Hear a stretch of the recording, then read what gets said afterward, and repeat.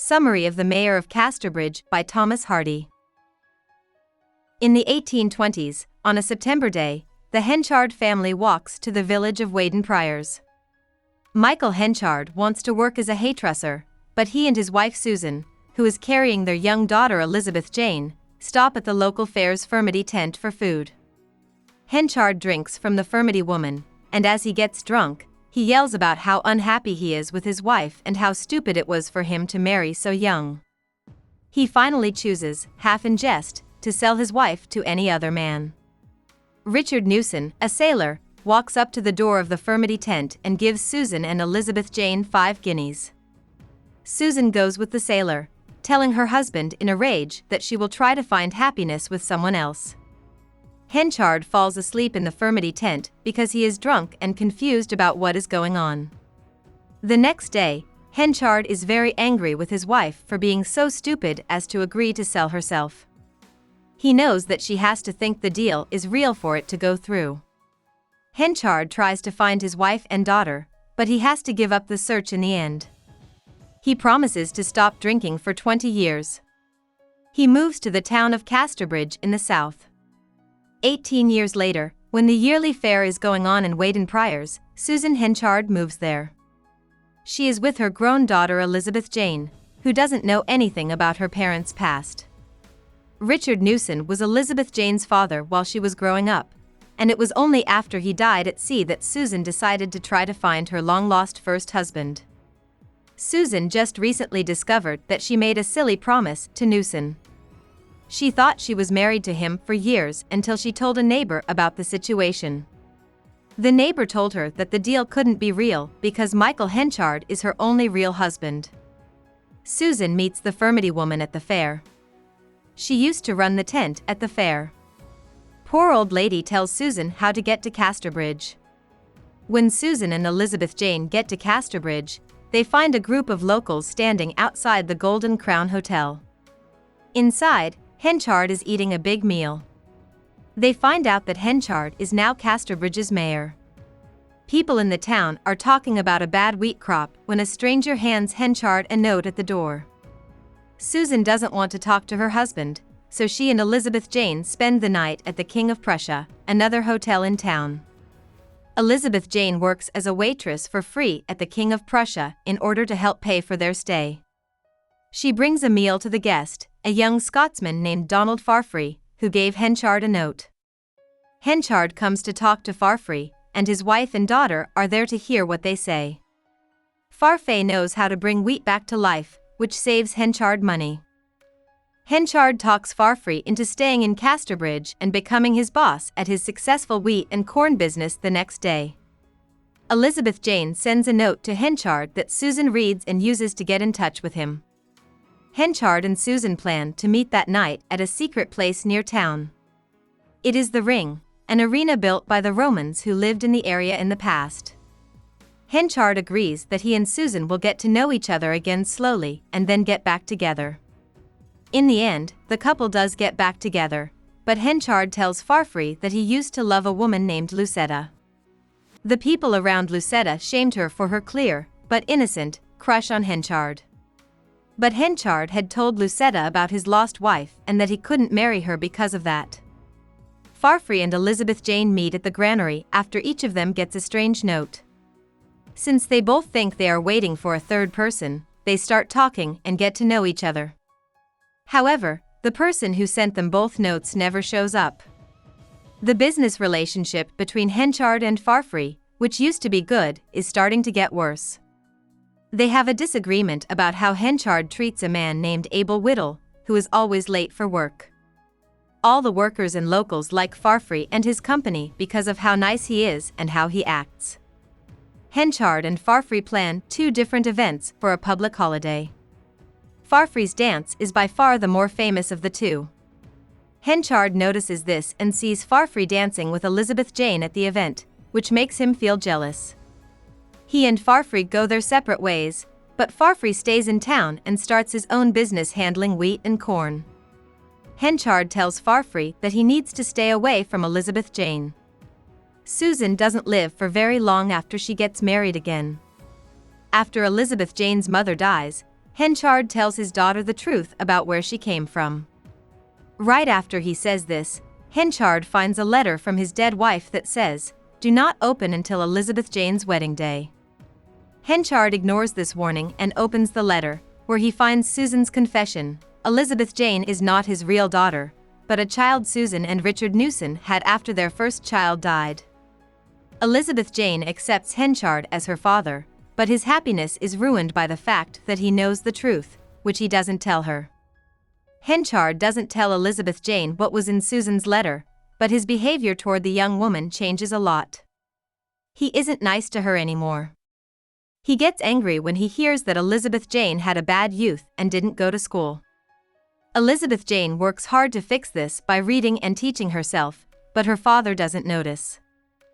Elizabeth Jane is sad and going to see where her mother is buried when she meets a strange, well-educated woman there. This woman moved to Casterbridge not long ago. She hears Elizabeth Jane's story and then asks her to move in with her. Henchard doesn't know that this woman is Lucetta until he and Elizabeth Jane have agreed to this move. Lucetta just got some money as a gift and moved to Casterbridge when she heard that Susan had died. She hopes that by asking Elizabeth Jane to her house, her father will also come to visit. Even though Lucetta wanted to get back together with Henchard at first, she ended up meeting Farfree, which had a big impact on both of them. Henchard thinks he should remarry Lucetta, so he starts to court her, only to find out that Farfree is also interested in her. Farfree doesn't know about this competition. Lucetta tells Elizabeth Jane about the confusing situation, but she doesn't tell her who the people in the story are in real life. Elizabeth Jane thinks that Lucetta's loyalty goes back to the first guy she liked, who turns out to be her father. Henchard hires Jop, a guy he had passed over before, to hire Farfree to run his business. Henchard and Jop buy a lot before the harvest in order to put Farfree out of business. Henchard goes to see a man who can predict the weather to find out that the harvest won't be very good. He wants to make a lot of money by selling the crops again. But the weather stays nice, so Henchard has to sell them again for less. At the end of the crop, the weather is bad, which makes Farfree a lot of money. Henchard's business does very badly, and he blames Jop for it. Henchard goes to Lucetta's house and tries to force her to marry him by threatening her. Henchard has a bunch of letters that Lucetta wrote to him, and he says he will tell everyone about them if she doesn't promise to marry him. The next day, Henchard is in charge of a local trial. When the Furmity woman is brought in, she recognizes him and tells the court that Henchard once sold his own wife and child. Henchard's business fails, which hurts his image in Casterbridge. A wild bull chases after Lucetta and Elizabeth Jane as they walk. Henchard shows up, grabs the animal, and pulls the women to safety. He takes Lucetta home, where she tells him that she married Farfree in secret in another town that same week. She wanted to get married to him before Henchard could tell the truth about where they came from. She knew she couldn't marry Henchard when she heard how he had treated Susan and his own daughter in the past. She begs Henchard not to tell the truth now because it would ruin her marriage to Farfree. Even though Henchard is mad, he doesn't tell the truth. When Elizabeth Jane hears that Lucetta married Farfree, she is hurt and angry, and she moves out of her friend's house. Henchard's creditors take his failing business, his home, and everything else he owns. Henchard often complains about his life as he stands on the second bridge near the lower part of town. When his 20 years are up, he starts drinking heavily again. Henchard goes to see Farfree, who has bought the big house that used to be Henchard's, and reads him some of Lucetta's notes. But right now, he can't bring himself to hurt her by saying that the letters were written by her. Henchard gives Jop the letters to give to Lucetta so she can keep her secret. Jop, on the other hand, is mad at Lucetta because she didn't help him get a job with her husband even though he asked her to. The letters get into the hands of the locals, who then plan a skimming ton, which is a way to publicly shame people who are thought to be unfaithful or not good enough to be married. Henchard wants to kill Farfree, so he finds him in a hayloft and fights with him. The two fight, but Henchard is once again unable to carry out a bad plan. Farfree rides out of town, so he is not there when the skimming tun takes place that night. Back-to-back effigies of Lucetta and Henchard are tied together and carried through the streets as part of the skimming tun. Elizabeth Jane goes to Lucetta's house and tries to keep her from going to the parade, but Lucetta goes anyway and passes out. Farfrey comes back, but Lucetta is very sick and in danger of dying.